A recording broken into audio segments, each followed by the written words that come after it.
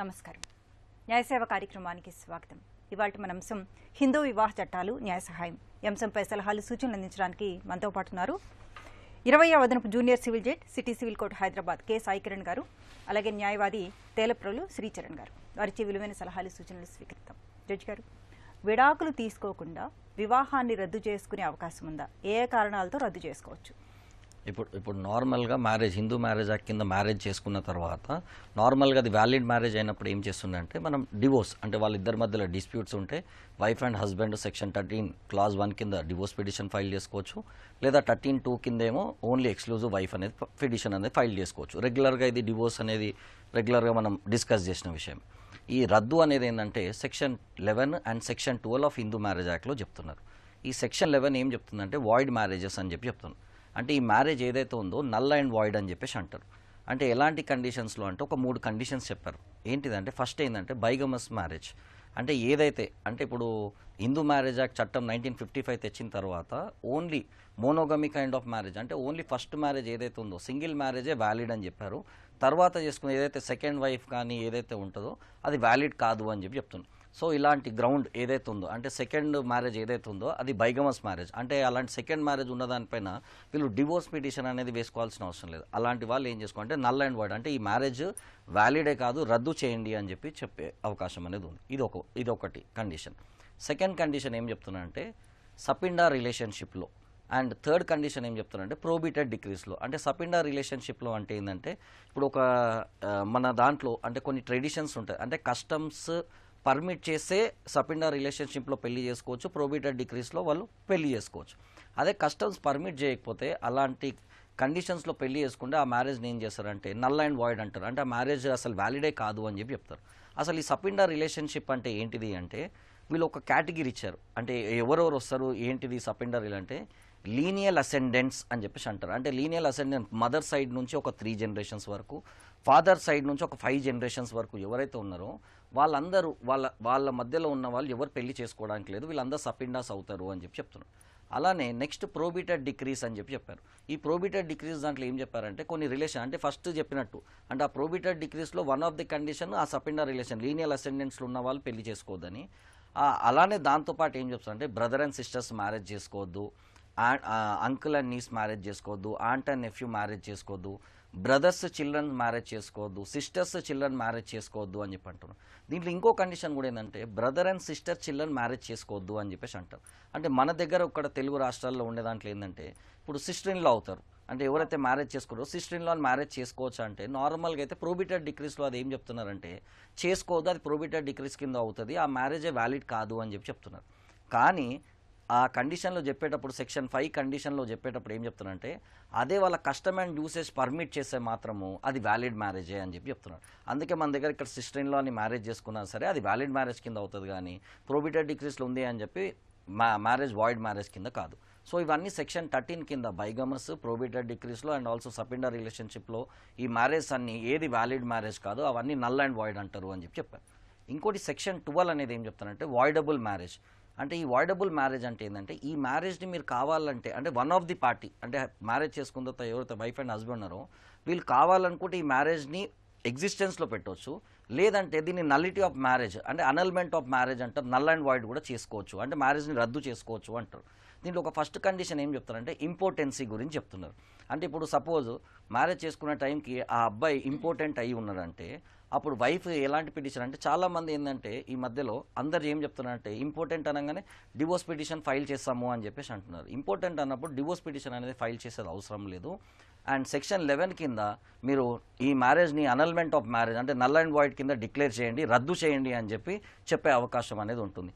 Sir divorce వేస్తే ఏమైంది sir, నల్లిటీ of marriage కింద వేస్తే ఏంటిది అంటే ఆ ఒక డిఫరెన్స్ ఏంటంటే మ్యారేజ్ ఎప్పుడైతే వ్యాలిడ్ అవుతుందో అప్పుడు డివోర్స్ కింద వెళ్ళాలి. అసలు ఈ మ్యారేజ్ని రద్దు చేస్తే ఏమైపోతుంది అంటే అసలు నెక్స్ట్ వాళ్ళు మ్యారేజ్ చేసుకోవాలన్న అంటే ఈ పార్టీస్ ఎవరైతే ఇప్పుడు ఆ వైఫ్ ఉందో నల్లిటీ ఆఫ్ మ్యారేజ్ కింద వేస్తే ఆ మ్యారేజ్ని రద్దు చేస్తే నెక్స్ట్ ఆమె మ్యారేజ్ చేసుకున్నా సరే అది ఫస్ట్ మ్యారేజ్ కింద అవుతుంది, కానీ నెక్స్ట్ సెకండ్ మ్యారేజ్ కింద కాదు. అదే డివోర్స్ పిటిషన్ తీసుకున్నారనుకోండి, ఫస్ట్ మ్యారేజ్ ఆల్రెడీ అయిపోయింది, అది ఎగ్జిస్టెన్స్ ఆఫ్ మ్యారేజ్ని డిజాల్వ్ చేశారు అండ్ సెకండ్ మ్యారేజ్ కింద వస్తుంది. అదే 12 కింద మీరు రద్దు చేసుకుంటే నెక్స్ట్ మ్యారేజ్ చేసుకున్నా సరే మీరు అది ఫస్ట్ మ్యారేజ్ కింద వస్తుంది. సో ఇప్పటి నుంచి ఏంటంటే ఇంపార్టెన్సీ అన్న దానిపైన ఉన్నప్పుడు డివోర్స్ పిటిషన్ అనేది ఫైల్ చేయాల్సిన అవసరం లేదు, మ్యారేజ్ని రద్దు చేసుకోవచ్చు అంటున్నారు. ఈ సెకండ్ ఇంకో కండిషన్ ఏంటంటే అన్సౌండ్నెస్, అంటే ఇన్సానిటీ ఉన్న పర్సన్ కానీ, లూనటిక్ పర్సన్ అంటారు, అంటే కోమాలో ఉన్న పర్సన్ కానీ, కన్సెంట్ ఇచ్చే కెపాసిటీలో లేని పర్సన్ కానీ, ఇలాంటి వాళ్ళు ఉన్నప్పుడు కూడా ఈ మ్యారేజ్ని రద్దు చేసుకోవచ్చు అని చెప్పి అంటున్నారు. మూడో కండిషన్ ఏం చెప్తున్నారు అంటే, ఎవరైతే అంటే ఇప్పుడు ప్రీ మ్యారేజ్ ప్రెగ్నెన్సీ అంటారు, అంటే మ్యారేజ్ కాకన్నా ముందే ఆ అమ్మాయికి ప్రెగ్నెన్సీ అనేది ఉంటే దాన్ని కూడా ఏం చేసుకోవచ్చు అంటే దాన్ని కూడా మీరు నల్లిటీ ఆఫ్ మ్యారేజ్ కింద డిక్లేర్ చేసుకోవచ్చు, అనల్మెంట్ ఆఫ్ మ్యారేజ్ చేసుకోవచ్చు అని చెప్పి చెప్తున్నారు. లాస్ట్ గ్రౌండ్ ఏదైతే ఉందో చాలా వెరీ ఇంపార్టెంట్ గ్రౌండ్, అంటే మోస్ట్ ఆఫ్ ద కేసెస్ ఈ గ్రౌండ్ కింద రావచ్చు. ఏంటంటే ఏదైతే ఫ్రాడ్యులెంట్గా కానీ, అంటే ఈ మధ్యలో ముందు ఏమంటుందంటే ఒకటి ఉంది, ఒక సామెత ఉంది, 100 అబద్ధాలు ఆడైనా 1000 అబద్ధాలు ఆడైనా ఒక పెళ్లి చేయాలి అని అంటుంది. బట్ ఇప్పుడున్న ప్రజెంట్ దాంట్లో ఏంటంటే అన్ని నిజాలు చెప్పే పెళ్లి చేయాలి అని చెప్పాలి. అంటే ఒక్క అబద్ధం ఆడి పెళ్లి చేసినా సరే ఆ మ్యారేజ్ని రద్దు చేసుకునే అవకాశం అనేది ఉంది. అంటే ఈ ఫ్రాడ్లెంట్ అన్న దాంట్లో వేరియస్ రీజన్స్ ఉంటాయి. అది ఏజ్ క్రైటీరియా ఉండొచ్చు. సపోజ్ ఆ అబ్బాయి ఏజ్ 40 ఇయర్స్ అయితే 35 ఇయర్స్ 30 ఇయర్సే ఉందని పెళ్లి చేసుకోవచ్చు. అలాంటి కానీ, లేకపోతే ఆయన జాబ్ చేస్తున్నాడని చెప్పి తప్పు అంటే మిస్రిప్రజెంట్ చేయడం, అంటే నేను జాబ్ చేస్తున్నాను అని చెప్పి జాబ్ చేయకపోయినా సరే అలా చెప్పడం, లేకపోతే ప్రీ డిసీజెస్ ఏమైనా ఉన్నాయి, అంటే మ్యారేజ్ కన్నా ముందే అతను కొన్ని డిసీజెస్ ఉన్నాయి అవన్నీ కూడా డిస్క్లోజ్ చేయనప్పుడు, అతని శాలరీ గురించి నాకు ఒక 10 lakhs ప్యాకేజ్ వస్తుందని చెప్పి అట్లా అబద్ధం చెప్పినా సరే. సో ఇట్లా వేరియస్ అది హెల్త్ గురించి ఉండొచ్చు, ఏజ్ గురించి ఉండొచ్చు, లేకపోతే ఆయన రిలీజన్ని కూడా చెప్పకుండా, క్యాస్ట్ గురించి కూడా ఆయన చెప్పకుండా, అంటే ఇవి ఏవి డిస్క్లోజ్ చేయకుండా ఫ్రాడ్లెంట్ ఒక మ్యారేజ్ అనేది చేసుకుంటే వీళ్ళు డివోర్స్ అనేది వెళ్ళాల్సిన అవసరం లేదు, ఆ మ్యారేజ్ని రద్దు చేయొచ్చు. కానీ ఆ రద్దు చేయడానికి ఒక లిమిటేషన్ పీరియడ్ పెట్టారు, ఏంటంటే 1 year లోపల. అంటే ఎప్పుడైతే మీ ఫ్రాడ్ తెలిసిందో, మ్యారేజ్ చేసుకున్న రోజు నుంచి కాదు, ఏ రోజైతే మీరు డిస్క్లోజ్ చేశారు, సపోజ్ అతను జాబ్ చేస్తున్నాడు అని చెప్పేసి ఈ రోజు వెళ్తున్నాడు, ఒక 2 నెలల తర్వాత తెలిసింది, ఏమని ఆ అమ్మాయికి తెలిసింది, ఆ వైఫ్కి తెలిసింది ఏంటంటే ఇతను జాబ్ చేయట్లేదు అని. ఏ రోజైతే ఆ అమ్మాయికి తెలిసిందో ఆ రోజు నుంచి వితిన్ 1 year పీరియడ్లో ఆ అమ్మాయి కావాలంటే ఆ మ్యారేజ్ని రద్దు చేసుకునే అవకాశం అనేది ఉంది. ఓకే, అలాగే విడాకులు తీసుకుంటే మెయింటెనెన్స్ పొందడానికి అవకాశం ఉంటుంది. మరి మ్యారేజ్ రద్దు చేసుకుంటే అలాంటి అవకాశం ఉందంటారా? ఇప్పుడు ఏదైతే మ్యారేజ్ రద్దు చేసుకున్నారు, ఇప్పుడు Section 11 అంటే ఇప్పుడు Section 11 కింద ఏంది వాయిడ్ మ్యారేజ్, అంటే from the starting instance it self it is considers null and void. అంటే ఏంది అసలు ఆ ఎగ్జిస్టెన్స్ ఆఫ్ మ్యారేజే కాదు, అంటే 11 కింద ఏదైతే గ్రౌండ్స్ ఉన్నాయో అసలు ఆ మ్యారేజే కాదు, కాబట్టి ఆమె మెయింటెనెన్స్ తీసుకోవడానికి అవకాశం అనేది లేదు. Section 12 దాంట్లో కూడా ఏంటంటే మ్యారేజ్ని రద్దు చేసుకుంటున్నాం కాబట్టి, సో ఎప్పుడైతే రద్దు అయిపోయిన తర్వాత ఆమె వైఫ్ కింద కన్సిడర్ చేయడానికి రాదు, కాబట్టి మెయింటెనెన్స్ అనేది తీసుకునే అవకాశం అనేది లేదు. ఓకే, లాయర్ గారు, అలానే స్పెషల్ మ్యారేజ్ యాక్ట్ అంటే ఏంటి? స్పెషల్ మ్యారేజ్ యాక్ట్ అంటే ఇప్పుడు మనకి హిందూ వివాహ చట్టంలో ఎవరు పెళ్లి చేసుకోవచ్చు అంటే హిందూ అనే డెఫినేషన్లో వచ్చిన వాళ్ళు పెళ్లి చేసుకోవచ్చు. అంటే హిందువులు, లేకపోతే జైనులు, బౌద్ధులు, సిక్కులు, అట్లా కొన్ని రిలీజియన్స్కి ఈ యాక్ట్ అప్లై అవుతుంది. అలా కాకుండా ఇప్పుడు మనకి ఈ లవ్ మ్యారేజెస్ పర్టికులర్గా చూస్తూ ఉంటాం, లేదా అరేంజ్డ్ మ్యారేజెస్ అయినా ఇంటర్ రిలీజియస్ మ్యారేజెస్, అంటే ఇప్పుడు హిందూ క్రిస్టియన్ పెళ్లి చేసుకోవాలి, లేదా హిందూ ముస్లిం పెళ్లి చేసుకోవాలి. అట్లాంటి సందర్భంలో ఏంటంటే ఈ హిందూ వివాహ చట్టం కింద మనం పురోహితుడితోటి అంతా చేసినా కూడా అది స్పెషల్ మ్యారేజ్ యాక్ట్ కింద రిజిస్టర్ చేస్తేనే అది వ్యాలిడ్ మ్యారేజ్ అవుతుంది.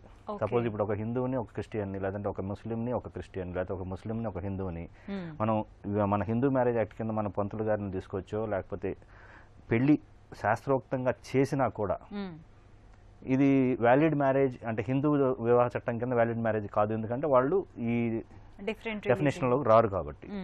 అలాంటి సందర్భాల్లో కంపల్సరీ స్పెషల్ మ్యారేజ్ యాక్ట్ కింద మ్యారేజ్ మనం రిజిస్టర్ మ్యారేజ్ అంటాం, అట్లా పోయేసేసి మ్యారేజ్ని రిజిస్టర్ చేసుకోవాలి. అంటే ఇప్పుడు మనకి కంపల్సరీ మ్యారేజ్ రిజిస్ట్రేషన్ యాక్ట్ ఉంది, అది హిందూస్ చేసుకోవచ్చు, హిందూ మ్యారేజ్ యాక్ట్ కింద పెళ్ళైన వాళ్ళు చేసుకోవచ్చు. అలా కాకుండా స్పెషల్ మ్యారేజ్ యాక్ట్ కింద ఇప్పుడు ఈ మ్యారేజ్ రిజిస్ట్రేషన్ జరిగితేనే అది అసలు వ్యాలిడ్ మ్యారేజ్ అవుతుంది.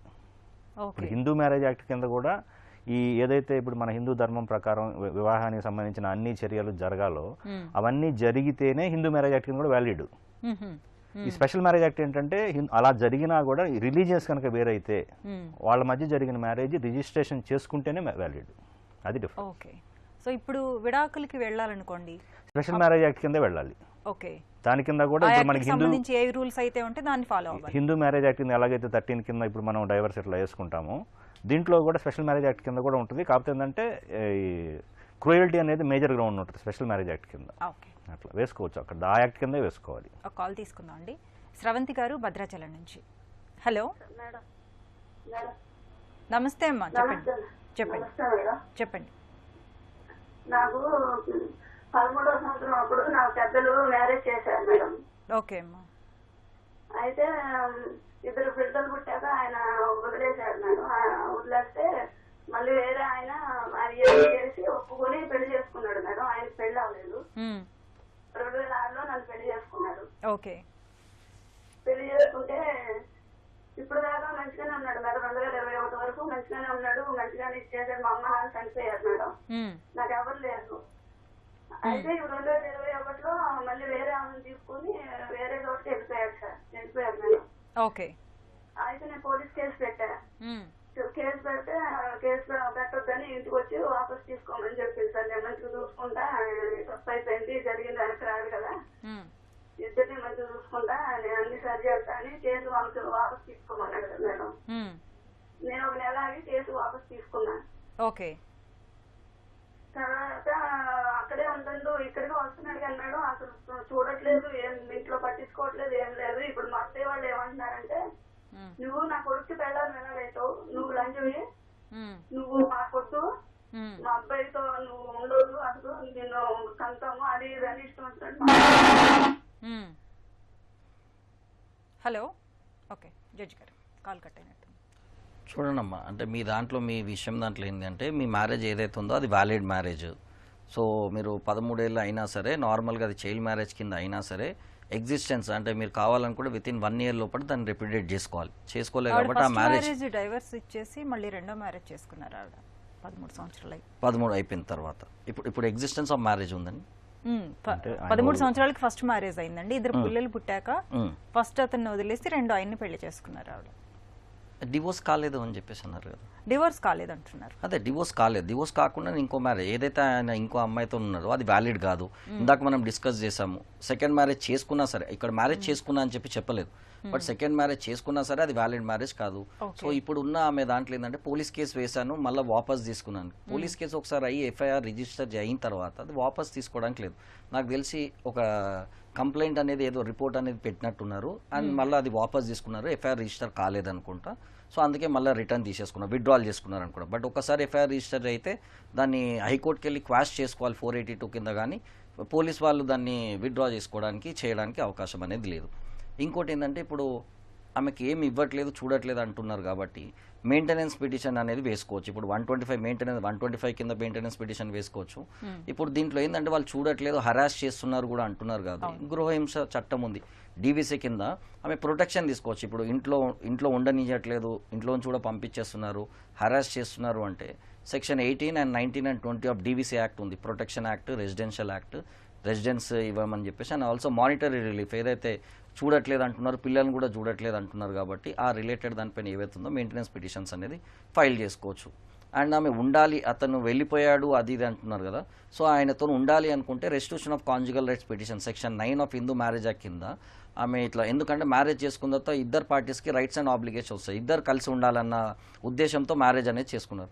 ఎవరైనా సరే విత్డ్రా చేసేసి, అంటే వాళ్ళిద్దరు కలిసి ఉండకుండా వెళ్ళిపోతే అదర్ పార్టీకి ఒక అవకాశం ఏది ఉందంటే రెస్టిట్యూషన్ ఆఫ్ కాంజుగల్ రైట్స్ అనే పిటిషన్ వేసుకోవచ్చు. సో ఈమె ఇక్కడ వెళ్ళేసి ఫ్యామిలీ కోర్టుకి వెళ్ళేసి restitution of conjugal right petition వేసుకొని, మా భర్త నాతో ఉండట్లేదు అని చెప్పేసి, నాతో వచ్చి ఉండాలి అని చెప్పి, ఇవ్వండి అని చెప్పేసి కోర్టుకి వెళ్ళి ఇలాంటి పిటిషన్ వేసుకునే అవకాశం అనేది ఉంది. సో ఈమె restitution of conjugal rights petition వేసుకోవచ్చు. అండ్ ఆల్సో హరాస్ చేస్తున్నారు ఇది అంటున్నారు కాబట్టి డీవీసీ కింద వేసుకొని ఈ రైట్స్ అన్ని కూడా తెచ్చుకోవచ్చు. మెయింటెనెన్స్ పిటిషన్ కూడా ఫైల్ చేసుకోవచ్చు. కావాలి అనుకుంటే ఇప్పుడు 498 ఎఫ్ఐఆర్ రిజిస్టర్ చేయాలంటున్నారు 498 కేసెస్లో. సో 498 కేసెస్లో ఇమీడియట్గా పోలీస్ వాళ్ళు కూడా ఎఫ్ఐఆర్ రిజిస్టర్ చేస్తలేరు. ప్రిలిమినరీ ఎంక్వైరీ కండక్ట్ చేస్తున్నారు, కౌన్సిలింగ్ కండక్ట్ చేస్తున్నారు. సో ఆ కండక్ట్ చేసిన తర్వాతనే అతని ప్రవర్తన అనేది మారుతుంది అంటే ఎఫ్ఐఆర్ అనేది రిజిస్టర్ చేయకుండా, ఎందుకంటే మ్యాట్రిమోనియల్ ఇష్యూస్ అనే దాంట్లో సెన్సిటివ్ ఇష్యూస్ కాబట్టి ఇమీడియట్గా ఎఫ్ఐఆర్ రిజిస్టర్ చేయొద్దు అని చెప్పి సుప్రీంకోర్టు కూడా గైడ్లైన్స్ ఇచ్చింది. సో దాన్ని చూసుకొని కౌన్సిలింగ్ ఇచ్చిన తర్వాత కూడా అతను మారిన పరిస్థితి ఉన్నప్పుడు 498 కింద కేసు అనేది కూడా రిజిస్టర్ చేసుకునే అవకాశం అనేది ఉంది. శ్రవంతి గారు వింటున్నారమ్మా? వింటున్నా మేడం. అయితే ఇప్పుడు వాళ్ళు ఏమన్నారు, సొంత ఇంట్లో ఆమెను పెట్టుకున్నారు మేడం, నాకు అట్టింట్లో ఉంచారు. అయితే ఏమంటున్నారంటే నువ్వు కోడలు బాబు అంటున్నారు. ఇప్పుడు నేను ఎలా ఏం చేయాలి అర్థం కావట్లేదు సార్. నాకు ఎవరు లేరు, ఎవరిని అడిగినా ఏం అమ్మ చెప్పట్లేదు. చూడండి అమ్మా, మీరు అదే ఇంట్లో ఉండాలి అనుకుంటే మీరు గృహహింస చట్టం అనేది ఉంటుంది. దాని కింద సెక్షన్ 9 కింద మీకు రెసిడెన్స్, మీరు అక్కడే ఉండాలి, మీకు ప్రొటెక్షన్ ఇవ్వాలి అని చెప్పి మీరు కోర్టుని ఆశ్రయించవచ్చు. సరే సార్, సరే సార్, థ్యాంక్ యూ.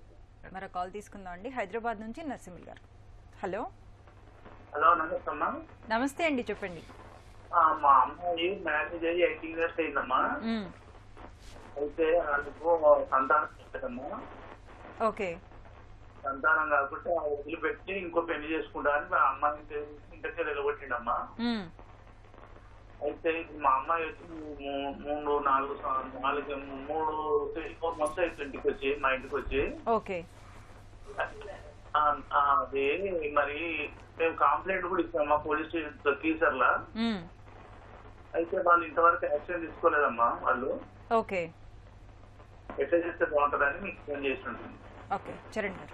ఏమండి, ఇప్పుడు మీ అమ్మాయిని వాళ్ళు ఇంటికి పంపించేశారు కాబట్టి ఫస్ట్ ఏంటంటే ఆ కాపురం నిలబెట్టుకోవాలి అంటే మీరు రెస్టిట్యూషన్ ఆఫ్ కాంజుగల్ రైట్స్ కింద ముందు కాపురాన్ని తీసుకెళ్ళమని నోటీస్ ఇచ్చి కేసు వేయండి ఫస్ట్. అదొకటి. మేము ఎక్కడ ల్యాబ్ నుంచి పోవాలా సార్? మీ దగ్గర ఉన్న కోర్టు ఏ ఊరు మీది? ఎల్బీ నగర్. ఇప్పుడు మన ఇది ఎల్బీ నగర్ కాబట్టి ఎల్బీ నగర్ దగ్గర ఫ్యామిలీ కోర్టు అని ఉంటుంది. సార్ ఫ్యామిలీ కోర్టులో ముందు కాపురానికి తీసుకెళ్ళమని చెప్పేసి అడ్వకేట్ గారిని ఎవరన్నా కలిసి ముందు నోటీస్ ఇప్పించండి. ఇట్లా మీరు ఇట్లా అమ్మాయిని పంపించారు, మీరు ఇట్లా పంపించడం తప్పు, ఇమీడియట్గా కాపురానికి తీసుకెళ్ళండి అని చెప్పేసి నోటీస్ ఇచ్చి ఆ తర్వాత పిటిషన్ వేయండి ఎల్బీ నగర్ ఫ్యామిలీ కోర్టులో కాపురానికి తీసుకెళ్ళమని. సార్ అట్లాగే మీరు పెట్టిన కంప్లైంట్ కనుక పోలీసు వాళ్ళు యాక్షన్ తీసుకోకపోతే అక్కడే మ్యాజిస్ట్రేట్ గారి కోర్టులో ప్రైవేట్ కంప్లైంట్ అని వేయచ్చు. ఇట్లా పోలీసుల దగ్గర ఇట్లా 3 నెలలు అయింది, మేము కంప్లైంట్ పెట్టాము, వాళ్ళు పిలిచి ఏం చేయటం లేదు, కాబట్టి ఇది మీ ఇమీడియట్గా మీరు తమరైనా విచారించండి అని చెప్పేసి మీ ఎల్బీ నగర్ దగ్గర ఉన్న మ్యాజిస్ట్రేట్ గారి కోర్టులో మీరు పిటిషన్ వేస్తే మ్యాజిస్ట్రేట్ గారు ఆ కేసును సొంతగా అయినా వింటారు, లేకపోతే మళ్ళీ పోలీసులకైనా సరే ఎఫ్ఐఆర్ రిజిస్టర్ చేసి ఇన్వెస్టిగేషన్ చేయమని చెప్పి చెప్తారు. ఇప్పుడు ఎందుకంటే అతను ఏంటంటే ఇంకో పెళ్లి చేసుకోవాలని ఉద్దేశంగా ఉన్నాడు సార్. అట్లా అందుకే మీరు ముందు రెస్టిట్యూషన్ పిటిషన్ వేయండి ఇమీడియట్గా. సరే సార్. ఇప్పుడే సార్ ఎండాకాలంగా వేయించండి. అదే సమ్మర్ వెకేషన్ అని మేము అనుకుంటున్నాం. సమ్మర్ వెకేషన్ కూడా ఏముండదు, మీకు ఫ్యామిలీ కోర్టు ఎప్పుడూ ఉంటుంది. సరే సరే, థ్యాంక్ యూ. ఎప్పుడైనా వేయచ్చు. నెల్లూరు నుంచి సావిత్రి గారు. హలో. హలో, సావిత్రి గారు నమస్తే అండి, చెప్పండి. నమస్తే మేడం. నా పేరు శాస్త్రి అండి. ఓకే. మా ఆయనకి ఫస్ట్ మ్యారేజ్ అయింది మేడం. ఇద్దరు పిల్లలు ఉన్నారు. కానీ నాకు ఆ విషయం చెప్పలేదు మేడం. కాలేజీలో చదువుకునేటప్పుడు దాన్ని చేసుకున్నాక నాకు 2 మగపిల్లలు పుట్టారు మేడం. ఓకే. పుట్టాక అప్పుడు వాళ్ళ అత్తగారికి మామగారికి ఫస్ట్ వైపు అందరూ తెలిసాక నన్ను కూడా తీసుకెళ్ళారు మేడం. అందరం కలిసి ఉన్నాము, అది జరిగిపోయింది కదా ఎలాగో అని అన్నారు మేడం. 15 సంవత్సరాల తర్వాత నన్ను నా పిల్లలకి పట్టించుకోవట్లేదు మేడం. మాకే సంబంధం లేదు, నువ్వు నీ పిల్లలు ఎవరైనా చచ్చిపోయినానే ఉంటుంది మేడం. పిల్లల వయసు ఎంతమ్మా? పిల్లలు 14 సంవత్సరాలు, బాబు చిన్న బాబు కానీ 12 సంవత్సరాలు మేడం. ఇప్పుడు మీరు ఎక్కడ ఉంటున్నారు? మేము మా అత్తగారి తినాలి మేడం. మీరు ఎక్కడ ఉంటున్నారు ఇప్పుడు? మేము మా అన్నయ్య వచ్చినాను మేడం. వాళ్ళు ఏంటంటే వెళ్ళిపోవాలి, మేము వెళ్ళిపోతామంటారు. పిల్లలు ఎక్కడున్నారమ్మా? పిల్లలు నాతోనే ఉన్నారు. Okay, judge. వాళ్ళు మా మామగారేమో నేను రూపాయి చెక్ చేస్తున్నారు. అప్పుడేమో అందరూ మా వాళ్ళు అన్నారు మేడం. ఇప్పుడేమో పిల్లలు పెద్ద అవుతుంది, ఇంట్లో బయటకు పెట్టేసి నేను ఒక రూపాయి ఇవ్వను. ఆ అబ్బాయి కూడా చూడట్లేదు మేడం. చూడండి అమ్మా, మీ దాంట్లో ఫస్ట్ ఏంటంటే మీరు డీవీసీ కింద కేసు ఫైల్ చేసుకోవాలి. ఫస్ట్ ఏంటంటే మీ ప్రొటెక్షన్, అంటే మిమ్మల్ని ఉండనియట్లేదు, తిడుతున్నారు, కొడుతున్నారు, ఇలాంటివి అంటున్నారు కాబట్టి ఫస్ట్ మీకు ప్రొటెక్షన్ కావాలి. మీరు గృహహింస చట్టం కింద మీరు ప్రొటెక్షన్ ఆర్డర్ తీసుకోవాలి. తర్వాత ఇంటి నుంచి కూడా పంపించేసారంటున్నారు కాబట్టి రెసిడెన్షియల్ ఆర్డర్ కూడా తీసుకోవాలి. తర్వాత మీకు ఏం డబ్బులు ఇవ్వట్లేదు, ఏం చూడట్లేదు అంటున్నారు కాబట్టి మానిటరీ రిలీఫ్ అనేది కూడా మీరు అడగొచ్చమ్మా. మీరు ఈ 3 దాని కింద సెక్షన్ 18, 19, 20 కింద డీవీసీ యాక్ట్ కింద మీరు అడగొచ్చమ్మా.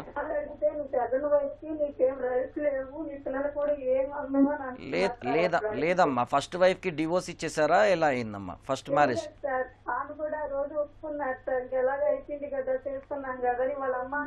ఇప్పుడు ఆ మొదటి భార్య కూడా ఉందమ్మా?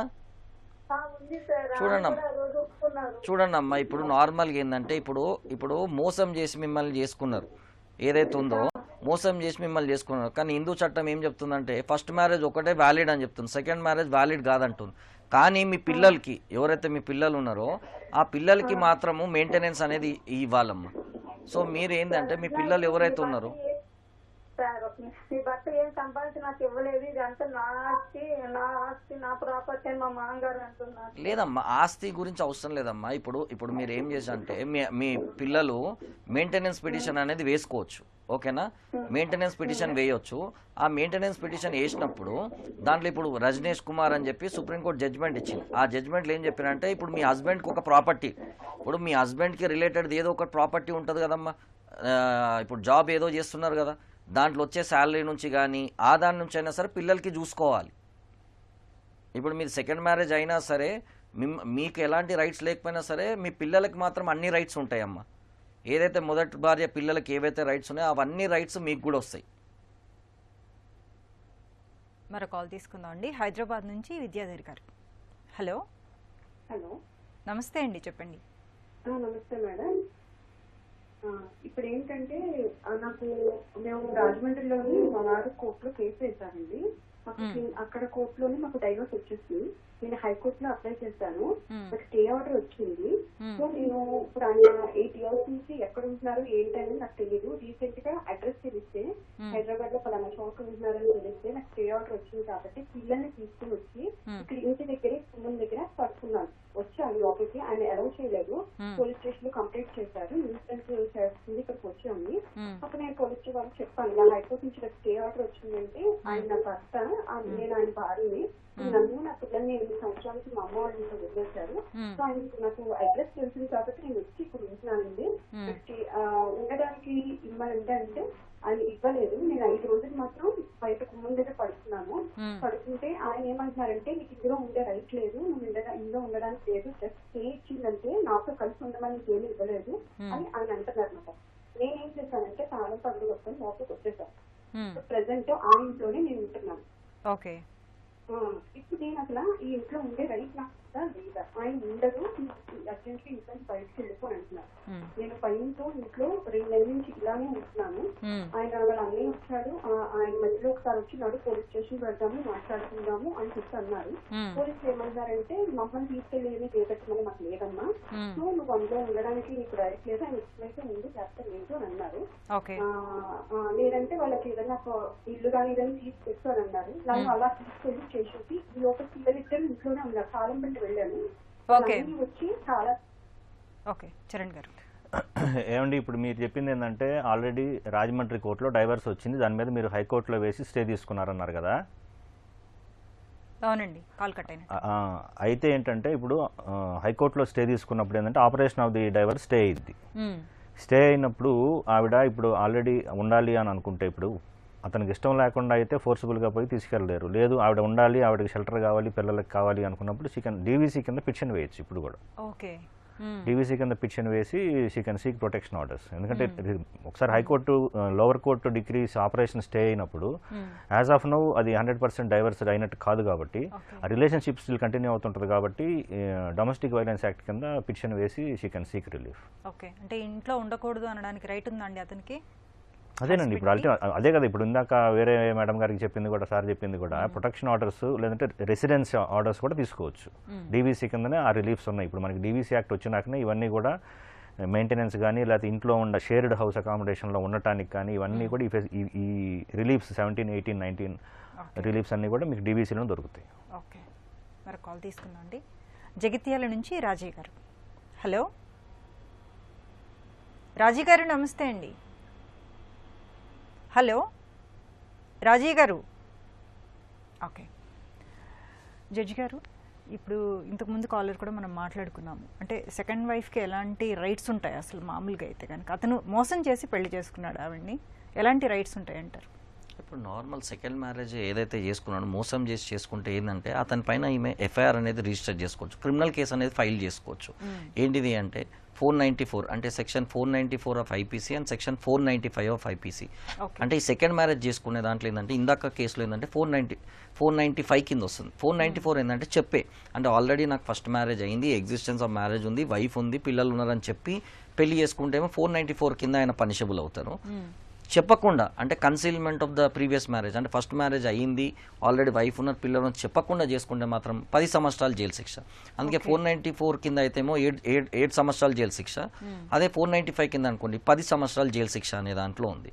సో ఇక్కడ ఏంటంటే కొన్ని సుప్రీంకోర్టు జడ్జ్మెంట్స్ కానీ ఏం చెప్తున్నారంటే నార్మల్గా అయితే హిందూ మ్యారేజ్ యాక్ట్ ప్రకారం ఏంటంటే సెకండ్ మ్యారేజ్ అంటేనే అసలు వ్యాలిడ్ మ్యారేజ్ కాదు, ఆమెకి ఎలాంటి రైట్స్ అనేది రావు అని చెప్పి చెప్తుంది. కానీ వాళ్ళ పుట్టబోయే పిల్లలకు మాత్రం వాళ్ళకి మాత్రం ఏదైతే ఫస్ట్ మ్యారేజ్కి పుట్టిన పిల్లలకి ఏవైతే రైట్స్ ఉన్నాయో అవే రైట్స్ కింద వస్తాయి. Section 16 of Hindu marriage act కింద చెప్తారు. అంటే children Born out of void and voidable marriage also considers legitimate అని చెప్పి, అంటే ఏదైతే వ్యాలిడ్ మ్యారేజ్ కింద పెళ్లి చేసుకున్న లెజిటిమేట్ ఎలా అవుతారో వాళ్ళకి ఎలా రైట్స్ వస్తాయో ఈ వాయిడబుల్ మ్యారేజ్ అంటే బైగమస్ మ్యారేజ్ కింద అయిన దాంట్లో మ్యారేజ్ అయిన వాళ్ళకి కూడా వాళ్ళని లెజిటిమేట్ కింద కన్సిడర్ చేసి వాళ్ళకి కూడా అన్ని రైట్స్ అనేది వస్తుంది. ఫస్ట్ పిల్లలకు వచ్చిన దాంట్లో వాటినే సెకండ్ వాళ్ళకి కూడా వస్తుంది అని చెప్పి అంటారు. బట్ ఆ ఏదైతే సెకండ్ వైఫ్ ఉన్నదో ఆమెకి ఎలాంటి రైట్స్ అనేది రావు అని చెప్పి చెప్తుంది. అది హిందూ మ్యారేజ్ యాక్ట్ కింద ఆ విధంగా చెప్పే అవకాశం అనేది ఉంది అని దాంట్లో అలానే చెప్పారు. కానీ దీంట్లో ఇక్కడ ఉన్న దాంట్లో ఏంటంటే కొన్నిసార్లు ఇందాక అడిగారు సెకండ్ మ్యారేజ్ చేసుకున్నారు నాకేం డబ్బులు ఇవ్వట్లేదు ఇది అన్నప్పుడు, అంటే కన్సీల్మెంట్ ఆఫ్ ఫస్ట్ మ్యారేజ్ అంటే ఏదైతే మోసం చేసుకొని నాకు చెప్పకుండా పెళ్లి చేసుకున్నా అని అన్న రీజన్ దాంట్లో, ఎందుకంటే there is no fault from her side. చెప్పి చేసుకున్నప్పుడు అయితే ఆమెకి ఎలాంటి రైట్ లేవు. కానీ ఇలా చెప్పకుండా మోసం చేసి చేసుకున్నప్పుడు ఏంటిదంటే ఆమెకి కొన్ని హైకోర్ట్స్ ఏం చెప్పిందంటే కొన్ని జడ్జ్మెంట్స్ ఇచ్చింది ఏంటంటే ఇట్లా కన్సీల్ చేసి అబద్ధం చెప్పి మ్యారేజ్ చేసుకుంటే ఆ సెకండ్ మ్యారేజ్ అయినా సరే ఆమెకి మెయింటెనెన్స్ అనే ఇచ్చే అవకాశం అనేది ఉంది అని చెప్పేసి ఢిల్లీ హైకోర్టు ఒకటి ఇచ్చింది, హర్యానా అండ్ పంజాబ్ హైకోర్టు, ఈ హానరబుల్ 2 హైకోర్ట్స్ అనేది ప్రొనౌన్స్ చేశారు. కానీ సుప్రీంకోర్టులో మాత్రం అలాంటి రిలేటెడ్ దానిపైన ఎలాంటి లేదు కాబట్టి సో అదేంటంటే పర్సియేసివ్ వాల్యూ అంటే ఒక మోరల్గా తీసుకొని ఒక మోరల్ వాల్యూస్ కింద తీసుకొని లాని అట్లా ఇంటర్ప్రిట్ చేసుకుంటే ఈవెన్ అలాంటి సెకండ్ మ్యారేజ్ దాంట్లో మోసం చేసి చేసుకున్న వాళ్ళకు కూడా మెయింటెనెన్స్ అనే ఇచ్చే అవకాశం అనేది ఉంటుంది. ఓకే, మరి కాల్ తీసుకుందాం అండి మహబూబ్ నగర్ నుంచి రాకమయ్య గారు. హలో మేడం, నమస్తే మేడం. నమస్తే అండి, చెప్పండి మేడం. నమస్తే మేడం, నేను రాకమయ్య మేడం. Okay, hello madam. వినిపిస్తుంది, మీ సమస్య ఏంటో చెప్పండి రాకమయ్య గారు. మేడం నాకు 2002లో పెళ్ళయింది మేడం, కానీ ఆమె 2 years అయినాక వెళ్ళిపోయింది మేడం. ఓకే, 2002 నుంచి ఇప్పటి వరకు రాలేదు మేడం. నేను మధ్యలో ఆల్రెడీ భార్య కావాలని కేసు చేసిన, మళ్ళీ ఆమె రాలేదు మేడం. మీ ఎంత ప్రయత్నం చేసినా రాలేదు, పెద్ద మనుషులతో కూర్చొని మాట్లాడినా రాలేదు. మళ్ళీ నేనేం చేసిన అంటే ఇంకా కోర్టుకి వెళ్ళి డైవర్స్ చేసిన మేడం. ఓకే, డైవర్స్ చేస్తే ఆ డైవర్స్ డిస్మిస్ చేసింది మేడం. చాలా బాధ అనిపించి దాదాపు 20 ఏళ్ల కింద చేసి ఇచ్చిపెట్టా మేడం. ఇప్పుడు నాకు డైవర్స్ కావాలి, నేను ఇక్కడ కోర్టుకి వెళ్ళాలా ఇంకేం చేయాలా అర్థమైతలేదు మేడం. ఓకే చరణ్ గారు, ఇప్పుడు మీకు ఆల్రెడీ డైవర్స్ డిస్మిస్ చేశారన్నారు కదండి, డైవర్స్ రాకమయ్య గారు మేడం. ఇప్పుడు మీకు ఆల్రెడీ ఇంత ముందల డైవర్స్ కింది కోర్టులో నువ్వు ఫైల్ చేసుకుంటే డిస్మిస్ చేశారని చెప్పారు కదా. అవును మేడం, అవును సార్. ఇప్పుడు దాని మీద అప్పీల్ చేసుకోవచ్చు హైకోర్టుకి. హైకోర్టు అప్పీల్ చేసుకుంటే చాలా లాంగ్ అయిందని తీసుకుంటలేరు మేడం. ఓ చాలా ఇయర్స్ అయిపోయిందని కేసు తీసుకోవట్లేదు అంటే హైకోర్టులో పిటిషన్ వేశారా మీరు హైకోర్టులో? హైకోర్టులో వేయలేదు సార్. నేను ఇంకా ఆనే కింది కోర్టులోనే ఇంకా నాకు మానసికంగా బాధపడి ఇంకా ఈ జీవితం వ్యర్థమని చనిపోవాలనుకున్నా మేడం. అట్లా అనుకుంటే ఉపయోగం ఏముంది? ఇప్పుడు చనిపోవడం పరిష్కారం కాదు కదా. ఇంకా ఇష్టలేదు కదా మేడం, కోర్టులో జడ్జి గారు ఏం న్యాయం చేయలేదు. అంటే ఇప్పుడు మీరు డైవర్స్ కింది కోర్టులో ఏ గ్రౌండ్స్ తోటి పిటిషన్ వేసుకున్నారో ఇప్పుడు ఆ పిటిషన్ డిస్మిస్ అయింది కాబట్టి ఇయర్స్ అయినా కూడా నేను వెయిట్ చేశానండి ఇన్ని రోజుల పాటు అని చెప్పేసి మీరు మళ్ళీ వేయచ్చు. లేదంటే కింది కోర్టులో కనుక మీరు వేసిన గ్రౌండ్స్ కనుక డెజర్షన్ గ్రౌండో లేకపోతే క్రూయల్టీ గ్రౌండో ఏ గ్రౌండ్స్తో వేశారో ఒకసారి రివ్యూ చేసుకొని మళ్ళీ ఒకసారి మీరు మీ కేసుకు సంబంధించి ఏంటంటే ఇట్లా ఓవరాల్గా ఇట్లా సలహా ఇవ్వటం కంటే కూడా మీరు లాయర్ గారిని కలిసి డిస్కస్ చేయండి, వారు కరెక్ట్గా మీకు సలహా ఇస్తారు. ఎందుకంటే మీకు ఇట్లా ఒక పని చేయండి మీరు ఎక్కడ ఉంటారు? మీరు మహబూబ్ నగర్ అండి. మహబూబ్ నగర్ జిల్లా కోర్టులో మనకి డిస్ట్రిక్ట్ లీగల్ సర్వీస్ అథారిటీ అని ఒక జడ్జి గారు ఉంటారు దానికి ఇన్ఛార్జిగా.